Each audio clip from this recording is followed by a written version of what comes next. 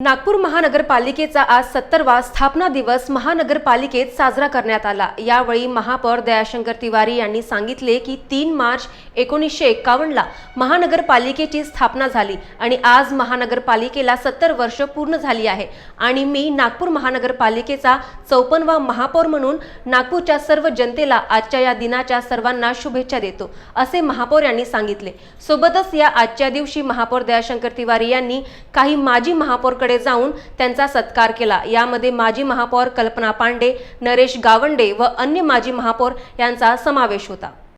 भारत माता का मैं वंदन अभिवादन करता हूं और इस नागपुर नगरी की समस्त जनता का भी आज के विशिष्ट दिवस पर मैं अभिवादन करता हूं। मैं मेरा सौभाग्य समझता हूं कि 2 मार्च 1951 को नागपुर महानगर पालिका की स्थापना हुई और उसके पश्चात 70 वर्ष के बाद आज शहर के 54वें महापौर के रूप में आपके समक्ष उपस्थित होने का मुझे सौभाग्य प्राप्त हुआ।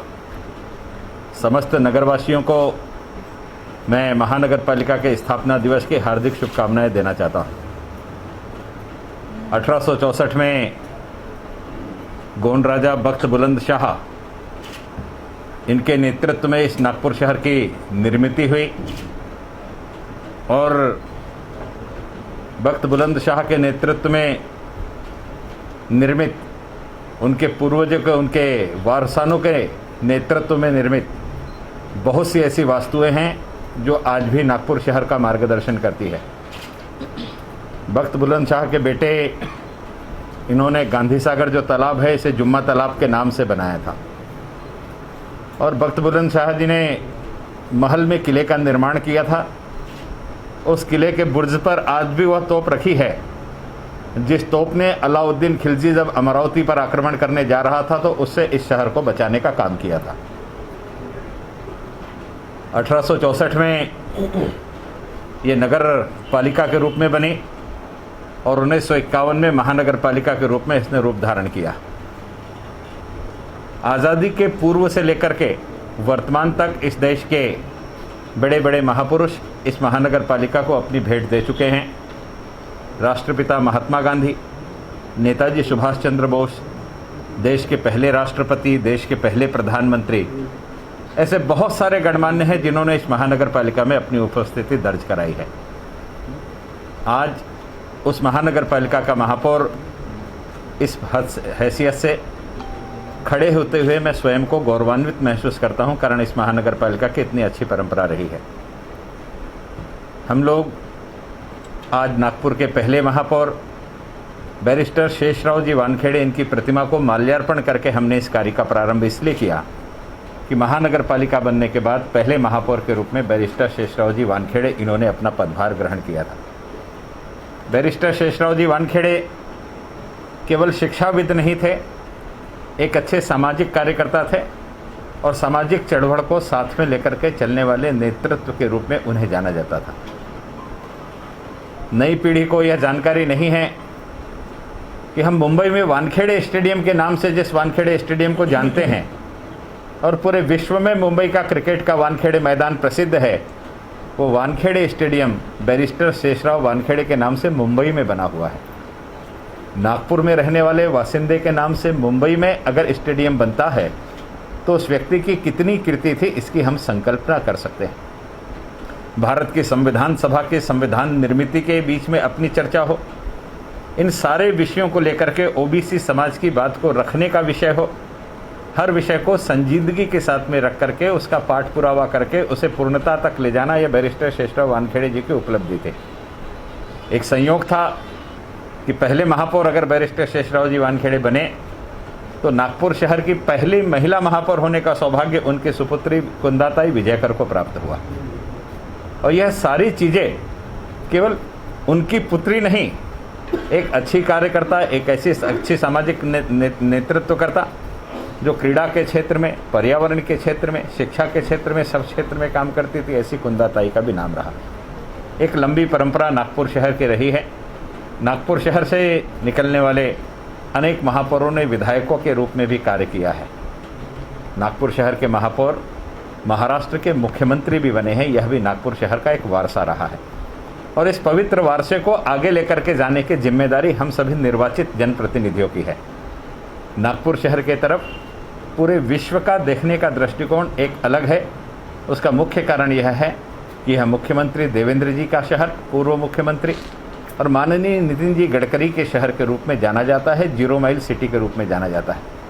इसलिए यहाँ के जनप्रतिनिधियों की जिम्मेदारी भी और बढ़ जाती है। मैं आज के पावन प्रसंग पर केवल इतना ही निवेदन करना चाहूँगा कि यहाँ हम जो सभी लोग जनप्रतिनिधि के रूप में खड़े हैं, इसका सारा श्रेय नागपुर शहर की जनता को जाता है, कारण उसने हमें निर्वाचित करके दिया, इसलिए हम यहाँ पर खड़े हैं।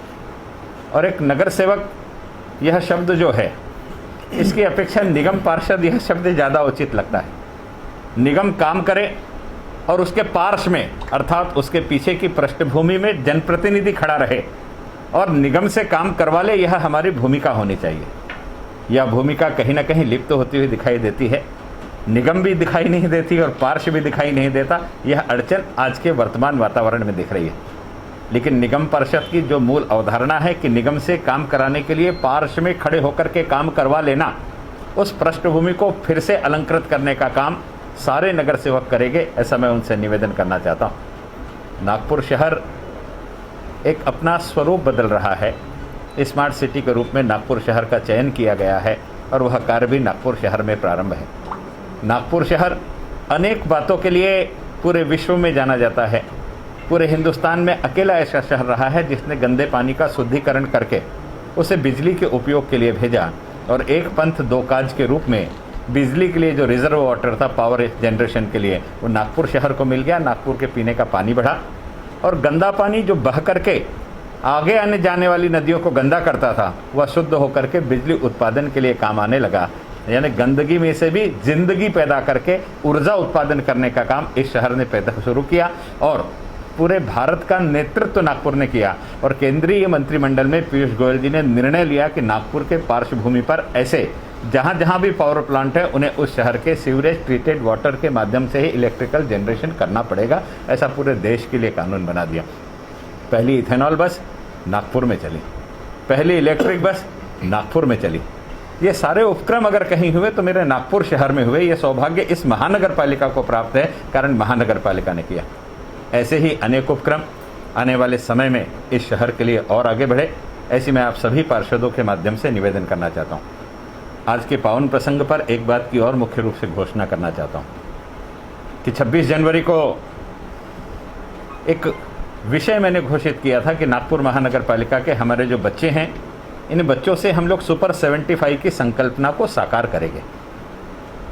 कल्पना यह थी कि 8वीं क्लास के बच्चों की परीक्षा लेना, परीक्षा लेकर के उन बच्चों का चयन करना और 8वीं क्लास के 75 बच्चों का चयन करके उनका IQ टेस्ट करके उनके IQ के हिसाब से 25 इंजीनियर, 25 डॉक्टर और 25 NDA के अधिकारी बन सके, इस दृष्टि से उन्हें सुशिक्षित करना।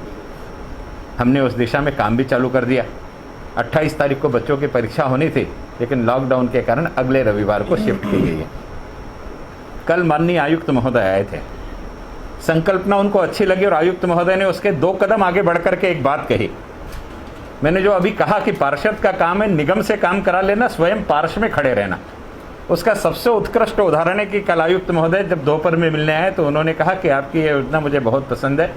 जिस प्रकार से कोटा में बच्चा रेसिडेंशियल पढ़ाई करता है, हम महानगर पालिका के इन बच्चों की रेसिडेंशियल भोजन की व्यवस्था महानगर पालिका के माध्यम से करेंगे और उनके स्वास्थ्य से लेकर के सारी चीज़ों का ध्यान रखेंगे। बच्चा केवल पढ़ाई करे, घर जाता है तो पढ़ाई करेगा या नहीं करेगा, ये प्रश्न खड़ा हो जाता है। इसलिए पूरा नियोजन महानगर पालिका के माध्यम से करेंगे। जनप्रतिनिधि की योजना अगर अधिकारी मन से स्वीकृत कर ले तो उसको कितना अच्छा स्वरूप प्राप्त हो सकता है, इसका सर्वश्रेष्ठ उदाहरण है। और केवल अभी 2 महीने का भी कार्यकाल महापौर के हैसियत से मेरा होने का है और इतना अच्छा सहकार प्रशासन दे रहा है। इसलिए प्रशासन और जनप्रतिनिधि दोनों के साथ में मिलकर के निगम से पार्श्व में रह करके काम कराने वाले दायित्व का निर्वहन करते हुए हम सब लोग एक अच्छा काम इस शहर के लिए करेंगे, ऐसा विश्वास दिलाता हूँ। और महानगर पालिका के स्थापना दिवस की समस्त नगरवासियों को हार्दिक शुभकामनाएं देता हूँ। बहुत बहुत धन्यवाद।